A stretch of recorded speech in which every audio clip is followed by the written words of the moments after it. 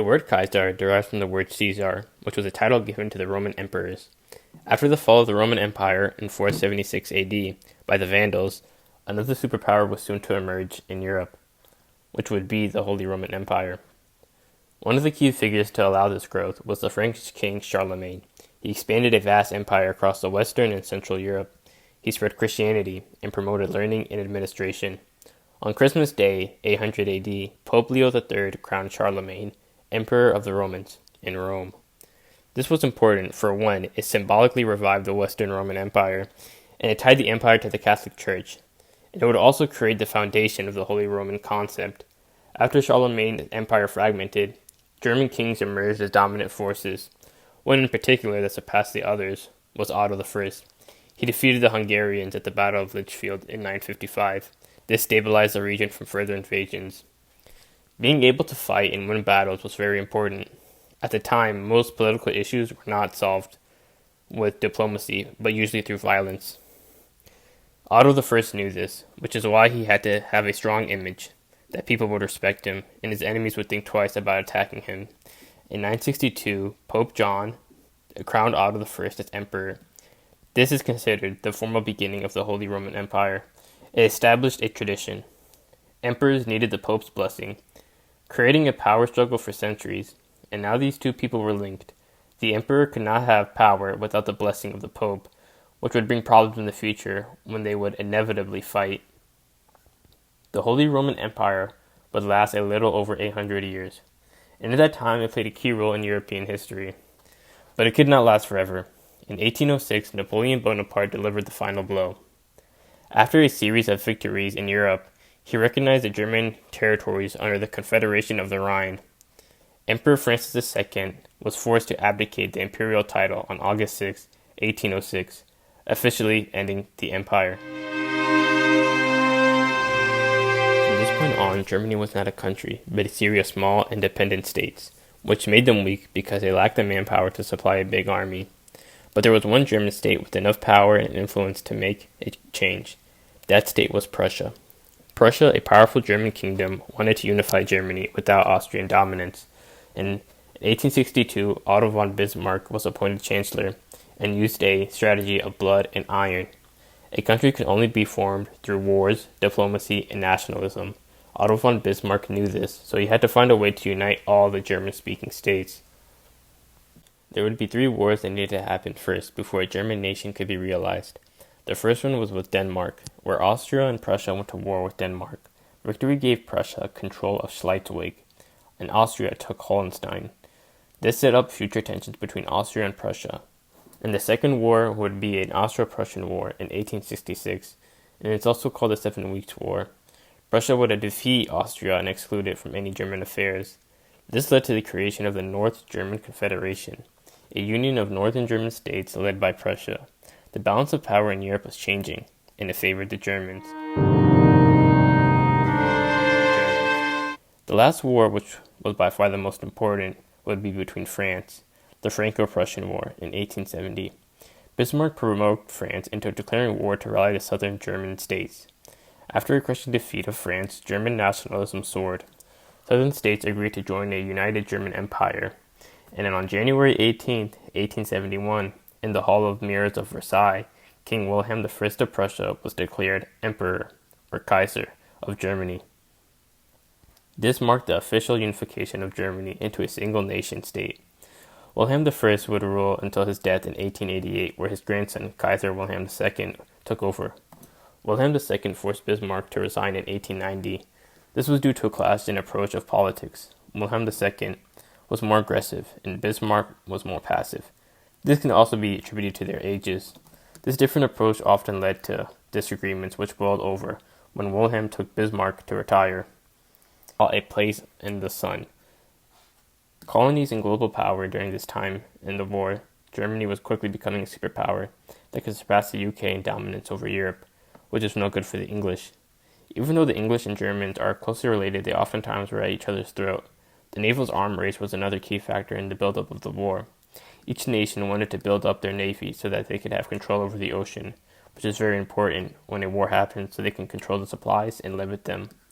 Each nation at this time was forming alliances.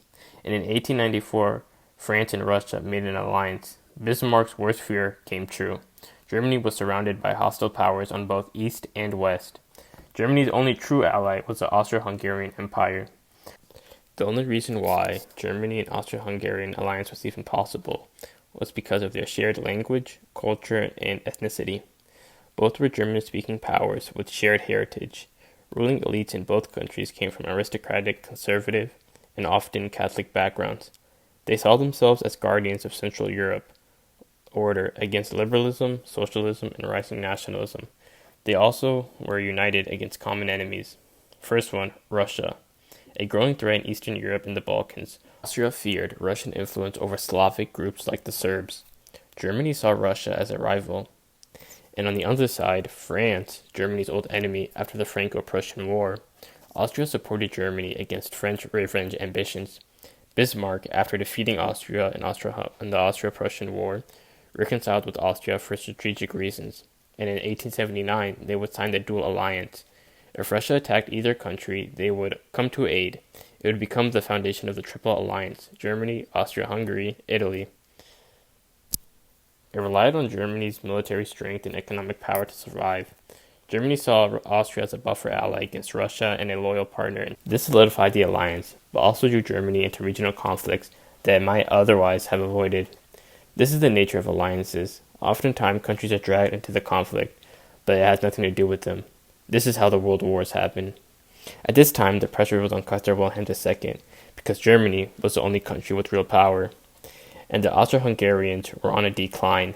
It was a failing empire, and Wilhelm II knew this, so he had to carry their weight on his back, so he could not be seen as weak. But it would be the war in the Balkans that would raise world tensions. The Ottoman Empire's steadily decline created power vacuums and nationalist uprisings in the Balkans. This included Serbia, Bulgaria, Greece, and Montenegro. These countries would form the Balkan League to expel the Ottomans. The aftermath of the Balkan Wars ended with Serbia gaining more land, and it made them more confident to stand up against a more powerful nation like Austria-Hungary. The spark that would light the fuse that would lead to World War I would come on June 28, 1914, when the assassination of Archduke Franz Ferdinand. The Duke was their heir to the Austro-Hungarian throne, nephew of Emperor Franz Joseph. He supported the reforms and wanted to give more autonomy to Slavs within the empire, which ironically made him unpopular with both conservative Austrians and radical Serb nationalists. A Serbian nationalist group called the Black Hand helped plan it. The assassinations were Bosnian Serb teenagers trained and armed by Serbian intelligence. The main assassin was a 19-year-old radical, and on the morning attack failed. As the Archduke and his wife Sophia rode in a motorcad, one assassin threw a bomb. The bomb missed their car and exploded under another one. This bomb injured many bystanders, and Franz Ferdinand decided to visit the hospital to see the wounded. Nobody told the driver they were changing their route. The wrong turn, the car accidentally drove past, who was standing near a deli. He stepped forward and shot the Archduke and his wife at close range, killing them both. His visit was meant to strengthen the empire's grip, but it backfired. Unfortunately, his assassination set off a chain of events that would lead to World War I.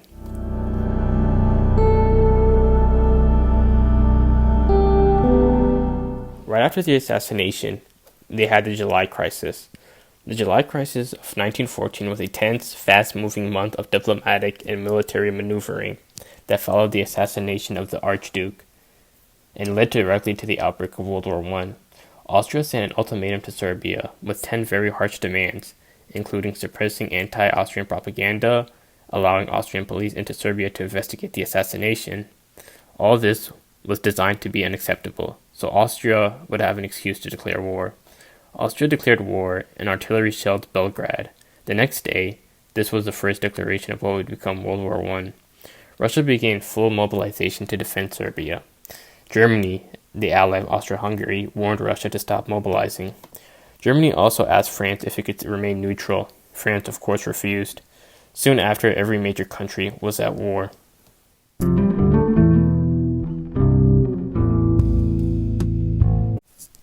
So now that the Great War had started, Germany was in an interesting position.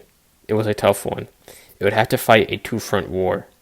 Germany's plan, the Schlieffen Plan, designed by Count Alfred von Schlieffen in the early 1900s, refined by his successor, especially Moltke.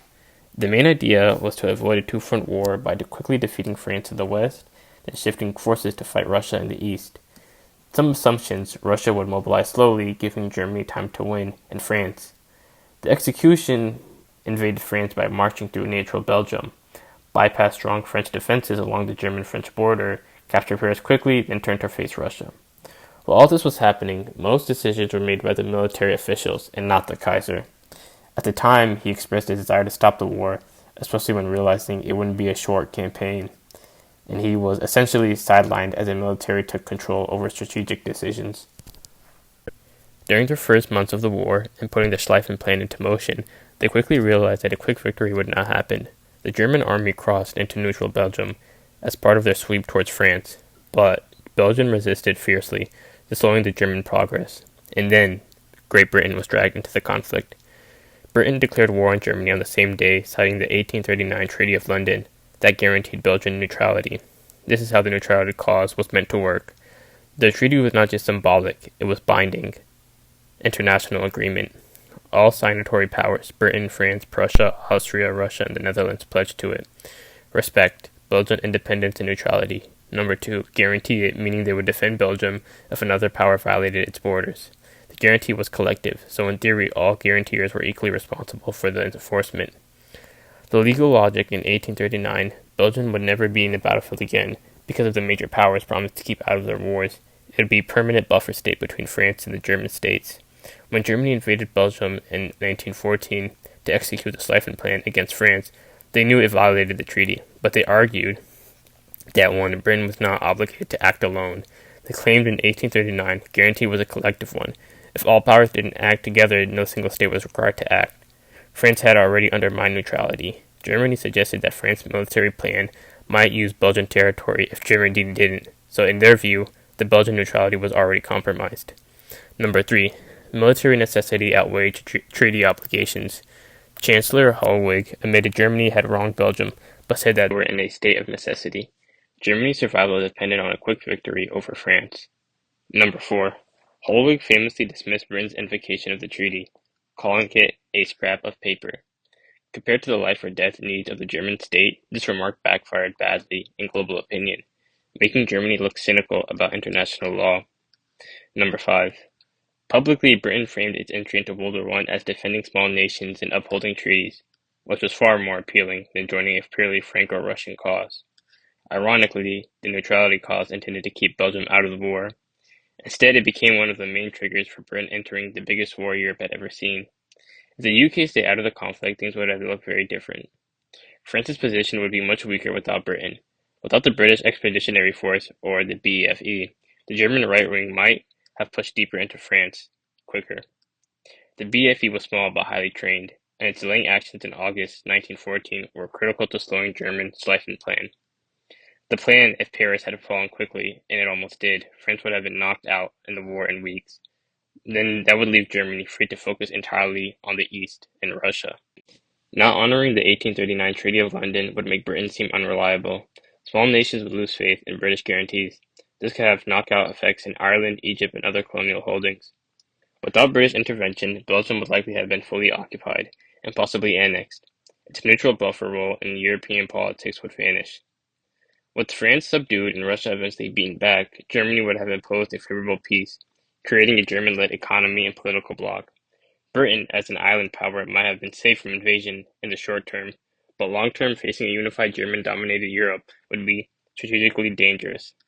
Britain's naval blockade, which historically crippled Germany's economy over the course of the war, would have never happened. German supply lines from overseas would have remained open longer. Without the intervention of other countries, the war might have been shorter, possibly ending in 1915 or early 1916 with a German victory.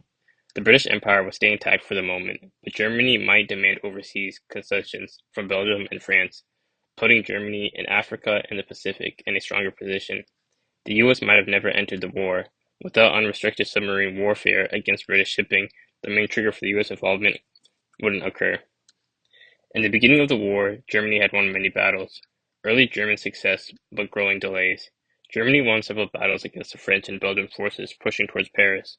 However, the resistance in Belgium and unexpected speed of Russian mobilization forced Germany to divert troops east sooner than planned. This weakened the right wing of the plan, which was meant to encircle Paris. Russian attacked sooner than expected. Russia mobilized much faster than German planners had predicted. By mid-August, Russian forces had invaded East Prussia. Germany sent troops from the Western Front to the Eastern Front, slowing their momentum in France. If it wasn't for Russia moving their troops, Germany could have beaten France in a few weeks. The next significant battle would be the Battle of the Marne, which lasted from September 6th to the 12th in 1914. French and British forces launched a counteroffensive along the Marne River. The Germans were forced to retreat, and their plan to quickly take Paris failed. The race to the sea began as both sides tried to outflank each other in northern France. This is what we would call the Western Front stalemate. By late 1914, both sides dug trenches from the Swiss border to the North Sea. The war in the West became a stalemate of trench warfare with little movement and massive casualties. It had become a war of attrition, and things were only going to get worse. After the Schleswig plan failed, the Kaiser became more of a figurehead. Real power shifted over to the military leaders like Hindenburg and Ludendorff. The war Germany thought would be over by Christmas turned into a 4-year war of attrition. Now that the war in the West had bogged down to trench warfare, it was time to face the enemy in the East, which was Russia. Even though Russia had more manpower than the German army, the Germans had quality, not quantity. Germany and Austria scored big victories. First one being the Battle of Tannenberg in August 1914, where Hindenburg and Ludendorff crushed the Russian Second Army. And by 1915, Germany pushed deep into Russian territory, forcing Russia to retreat hundreds of miles in the Great Retreat. This revealed some pressure from the Western Front, but tied up German resources. And at this time, a new player entered the Central Powers, which would be the Ottomans. This opened new fronts in the Middle East and the Caucasus against Russia, and at sea. The Allies tried to knock out Ottomans early via the Gallipoli campaign, but ultimately failed. During the year 1915, Italy switched sides. Italy was originally in the Triple Alliance with Germany and Austria-Hungary, but stayed neutral in 1914. In 1915, Italy joined the Allies after being promised territory from the Treaty of London. This opened a new mountainous front against Austria-Hungary. Also in 1915, both sides aimed to wear each other down rather than break through. Western Front battles like Verdun and the Somme caused massive casualties with little gain. Germans used poison gas for the first time in 1915. The Kaiser hoped U-boats or submarines would starve Britain into submission. And naval warfare had gotten more bloody. Both sides were attacking convoys for supplies. The U.S. edged towards war. Germany's unrestricted submarine warfare sank ships like the Lusitania in 1915, killing civilians, including Americans. The U.S. protested this, but stayed neutral for now. Before the Lusitania sailed in May 1915, the German embassy in Washington actually placed notices in several American newspapers, warning passengers that ships entering the war zone around the British Isles could be sunk without warning. These notices ran right next to the Lusitania advertisements, stating, in effect, quote, "Travel at your own risk. We are at war." Unquote. Germany's reasoning was that Britain had declared a naval blockade and was smuggling war materials on passenger liners. The Lusitania was in fact carrying some munitions through its marine cargo with civilian passengers. When a German U-boat torpedoed it off Ireland, the explosion killed nearly 1,200 people, including 128 Americans. From Germany's perspective, they had warned civilians in advance and believed the ship was a legitimate target. From the US and British perspective, the attack was seen as a barbaric act that killed innocents, warning or not.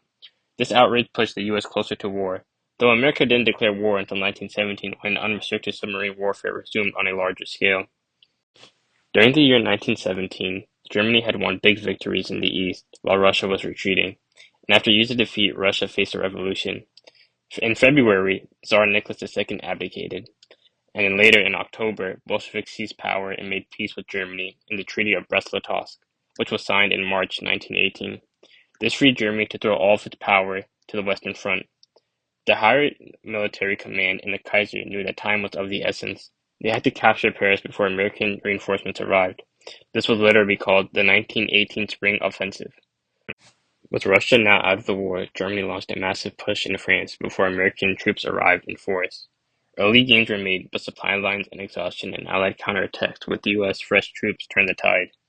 Russia's withdrawal after the Treaty of Brest-Litovsk in 1918, Germany no longer had to fight on the Eastern Front. This freed up nearly 50 divisions for use in the West. The American threat, the U.S. had declared war in April 1917, but its troops were still arriving in limited numbers. By mid-1918, however, hundreds of thousands were expected to flood the front. Germany's leader, especially Ludendorff, believed they had a short window to win before the balance tipped. This was the offensive plan. Known collectively as the Spring Offensive, it consisted of several operations. The aim was to smash through British lines in northern France, divide British and French armies, forcing Britain out of the war, gain a position strong enough to negotiate peace before the U.S. could deploy full force. It had some early successes, especially in March 1918. Operation Michael used stormtrooper infiltration tactics. Germany achieved stunning breakthroughs, advancing up to 40 miles, more than any side had moved since 1914. British Fifth Army suffered heavy losses, morale was shaken, and Paris was threatened again. Why it failed was there was an overstretch of logistics. Rapid guns outpaced supply lines. Troops went hungry and artillery lagged behind. There was also the exhaustion. Germany had been fighting for 4 years, and there were no fresh reserves left. Many divisions were already torn from 4 years of war.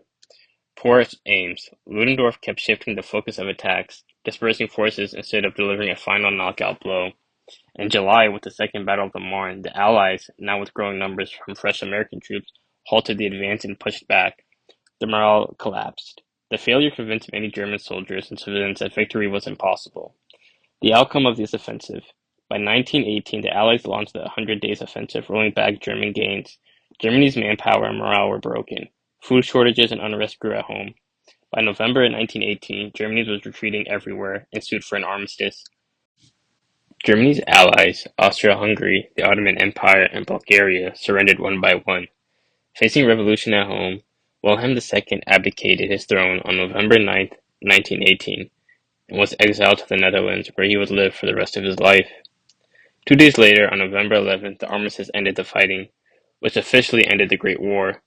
The total number of deaths are still debated, but to this day, it is estimated that 15 to 22 million people died in this war. With the Kaiser's abdication, it ushered a new wave for Germany, and the Treaty of Versailles, which ended the war, put a heavy blame on Germany and forced him to pay a huge debt to the Allies. And ultimately, World War I was the fall of monarchies, which was an order as old as time, and it saw that the coming 20th century would bring a new rise or a new ideology, which would cause a second world war.